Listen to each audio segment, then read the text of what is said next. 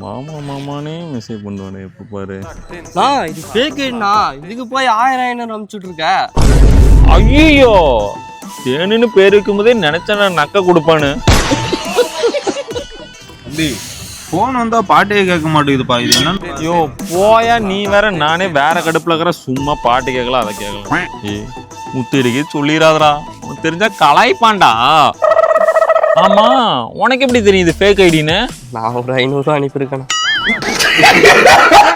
மச்சான். ஒரு வழியா தேனு கூட கமிட் ஆயிட்டா. நோ அது ஃபேக் ஐடினா. ஐயோ இப்பதான் அம்மா கூட 5000 காசு வாங்கிட்டு போனா. அப்ப என் பணம் கோவிந்தா ஸ்ரீ வெங்கடேஷ கோவிந்தா கோவிந்தா பாகவத